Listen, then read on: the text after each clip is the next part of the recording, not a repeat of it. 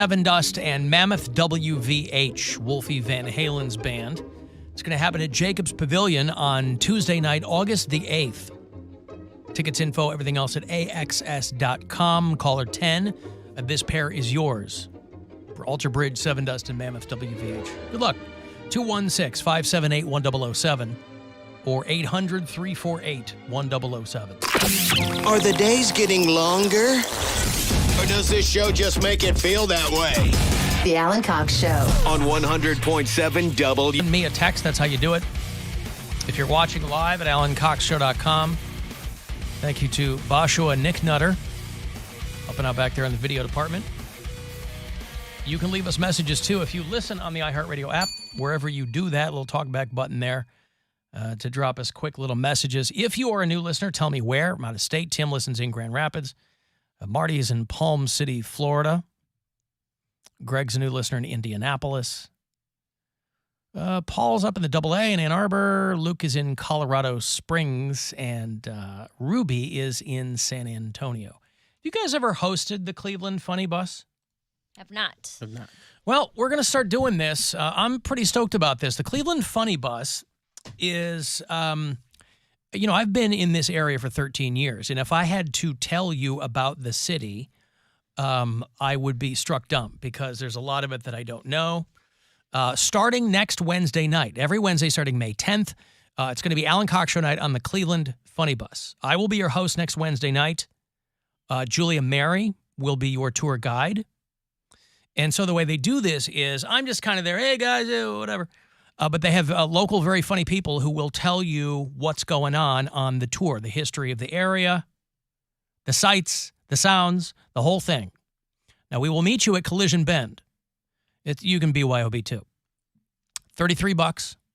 Go to funnybus.net for all the details. It will sell out quickly.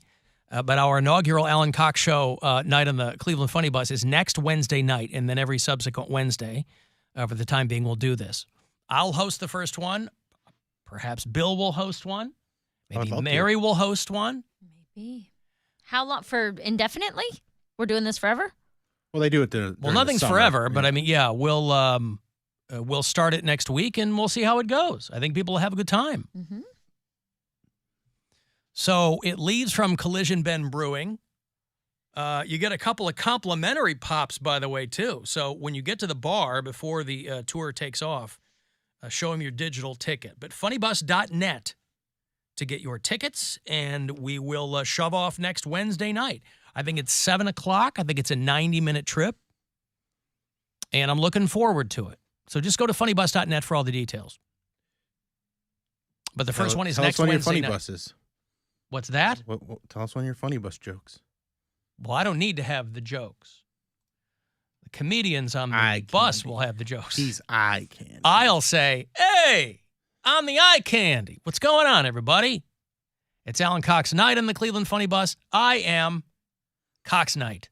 Welcome. Thank you for showing up. So funnybus.net will have all the details for you, but that will start up next Wednesday night. It should be fun. Yeah, ideally, I'd like to do it through the summer. We'll see. See if people have a good time with it.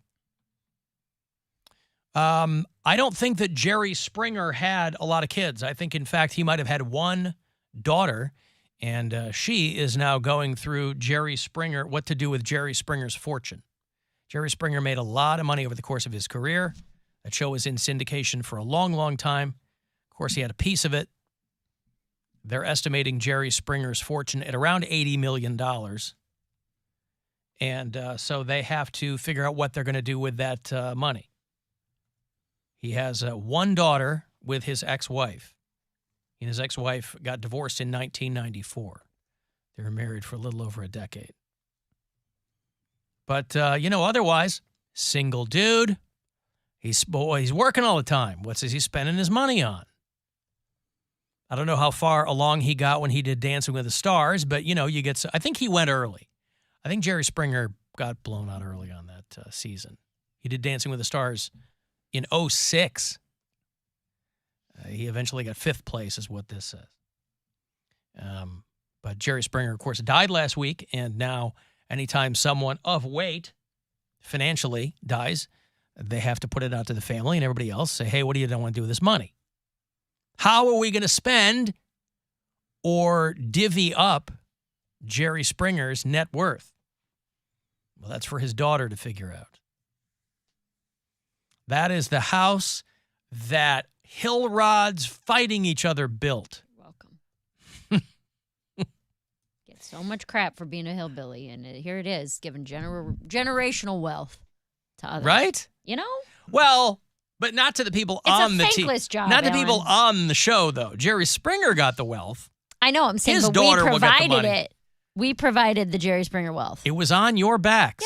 Yes. And no one cares. No one cares. Where were you? You were at a college and you have a joke about Jerry Springer.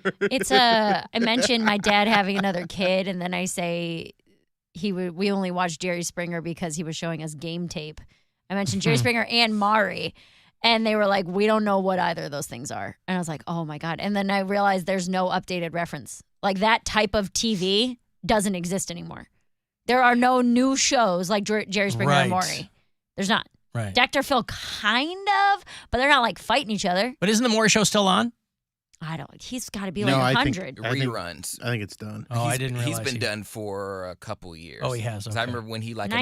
1991 for 24 seasons. No, When was the last season? no, Maury has been on as of a few years ago, I think. Yeah, I I think think he just stopped a few Oh, years ago. 31 seasons. I was gonna say 31 2022 or 2021 was like his last year. But you're right. There's nobody that's going to pick up that mantle just because television has changed. Jerry Springer changed it, not necessarily for the better, by his own admission. Okay, we're back. Homer, how do you feel to learn your baby was fathered by a drooling space octopus? It made me angry, Jerry. Angry and tired. Well, you're about to get a whole lot angrier because we have the extramarital extraterrestrial backstage in a soundproof booth where he can't hear us. I hear all. Ladies and gentlemen, meet Kang. What is going on my screen over here? Drag that video up. Wait, no, you got the wrong one. You need the other one. You need the other Okay. one to be red. There you go. And drag this up. Drag that up. There you go. You're so old. I don't know what this is. He's my video guy. He's got to tell me. I know, I'm but not it's the video also, guy. It should be I don't know why it got dragged down. I don't know who did that, but yeah.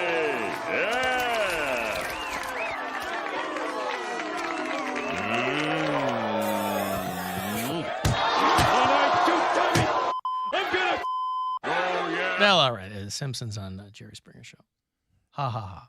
I don't know. Jerry Springer was somewhat educational. That was the first time. Somewhat educational, you say. Well, because they would have people on there with like not necessarily deformities, but things that you didn't ordinarily see. Like I was like, there's one guy on there who would get teased because he had one boob, and he was like, I've had one boob my whole life, and he was having an affair with One this boob. What are you What? talking about? He had a boob. Like I was watching it. I don't know why I was watching it with my mom. Like a but full-on woman's breast? He had one breast. He had one boob. And he was having an affair with this guy. He was gay. He was having an affair with this guy. And his wife found out. And so she called him the T word for boob, a 1T freak. And he like beat her up. And this was how educational to you? Because I asked Mom, I said, Mom, men can't have boobs, can they? And she was like, genetically, yeah, you can. Men can have, it's a deformity. But she's like, yeah, you can. A man can be born with breasts biologically. His name is Glenn Zeller. One perfect female breast. Oh, is that who it is? Yeah. And then and that's how I learned. I learned about a hermaphrodite from South Park. I was like, Mom, that's not real, is it? She was like, yeah, they're real. I'm like, okay.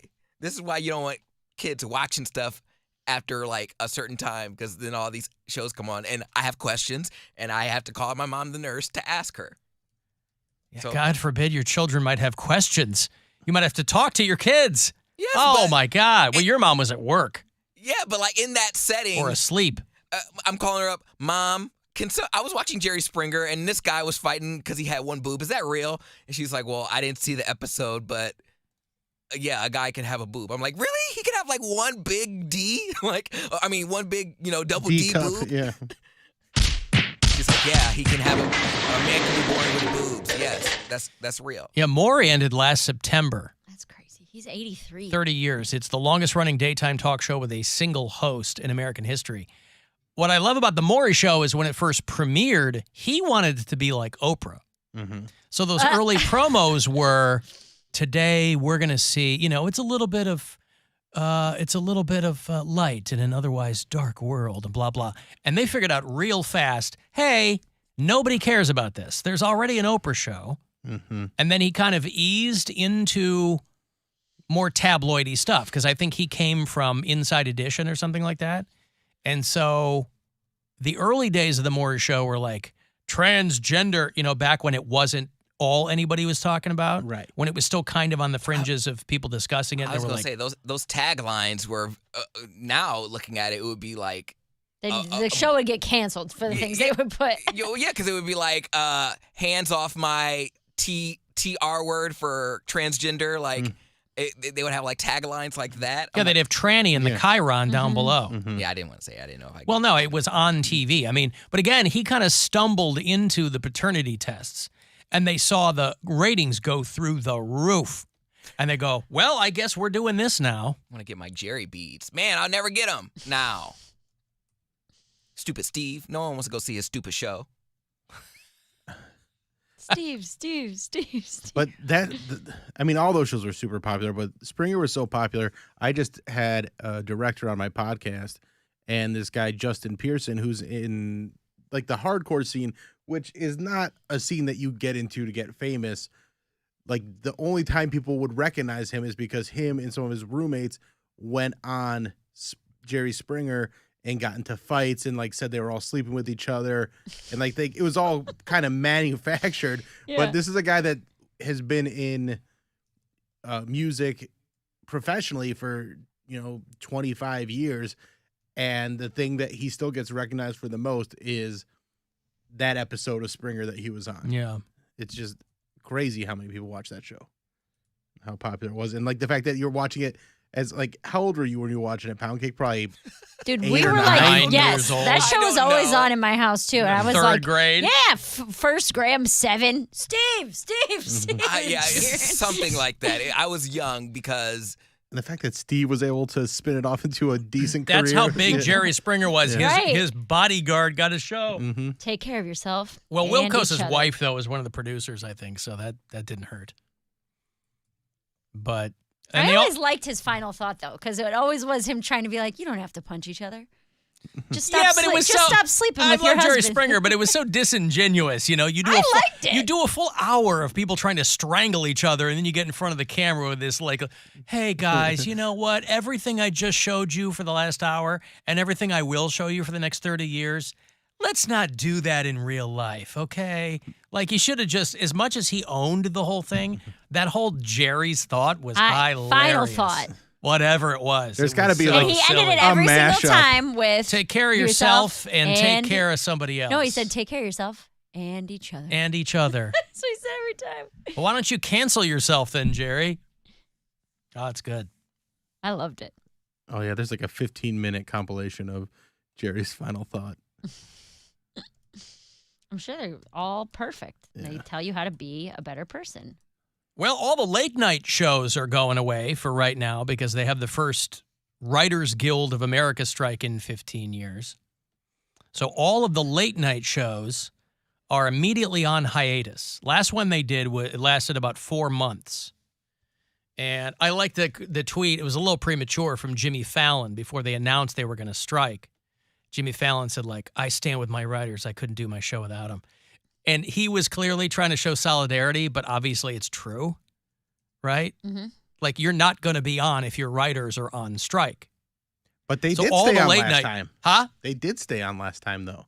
Not the union writers. No, but the show stayed on the air because I remember Conan doing just dumb Yeah, who would stuff. spin his ring. Yeah, he'd spin his Yeah. ring and be like, "This is the show for now till the writers are back."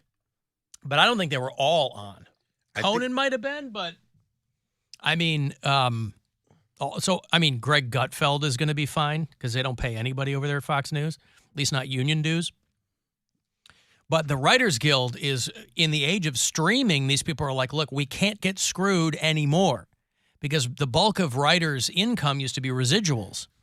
Yeah. And with streaming, that's all gone away. So these companies are like, yeah, we don't want to pay you guys. You know, if it's a union gig, there's like minimum rates that you have to be paid, whether you're a PA or whether you're working on crew or anything like that, whether you're a writer, any rung on the entertainment ladder there, if it's a union gig, you have to be paid a certain amount for a certain, and these streamers are going to the writers and going, you know how we used to give you like monthly rates?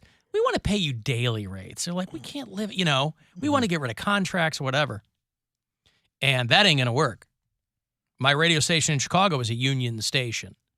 So there are SAG minimums that people have to be paid based on what they, when they're on or what position they have. Non-union, they can just do whatever they want. They're like, like it or bite it. And that's kind of what these companies are telling these writers. And the writers are like, yeah, I can't live in my car, man.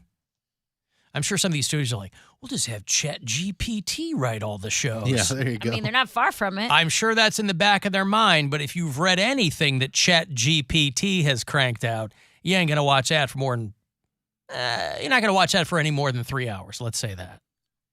So, if residuals go away for these writers, and people, Sansbury and I were talking about this before the show today, people think that if you're a writer in Hollywood, you're rich, and that is about 99% not true.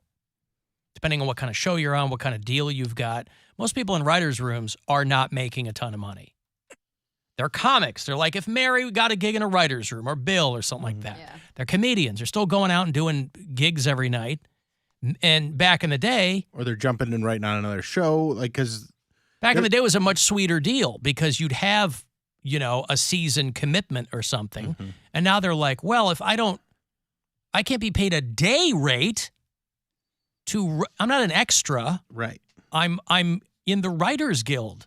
Like, you got to pay for these people's talent. And the companies, even though like talk shows are a non-existent percentage of revenue for these companies, they're basically write-offs. They're like, we don't really want to pay the writers. So it's a while. That's why I think, everybody was, if you have spent the last week consoling your favorite aunt over James Corden leaving, I think this guy left before they could cancel him.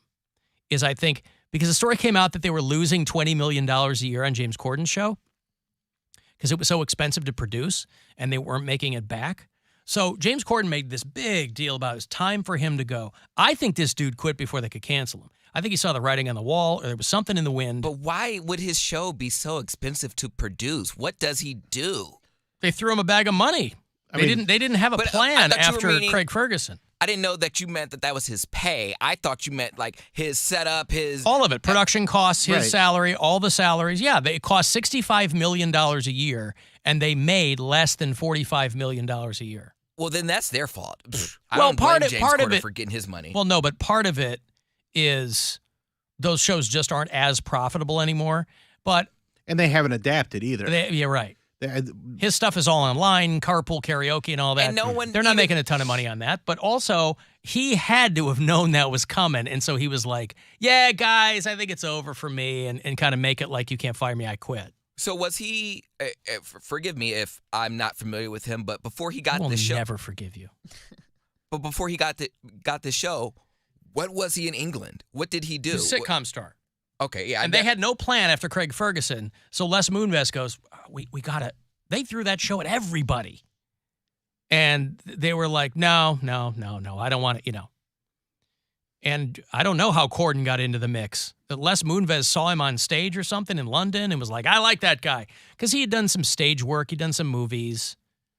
But they were losing $20 million a year on that show. They're like, there's no way we can keep doing this.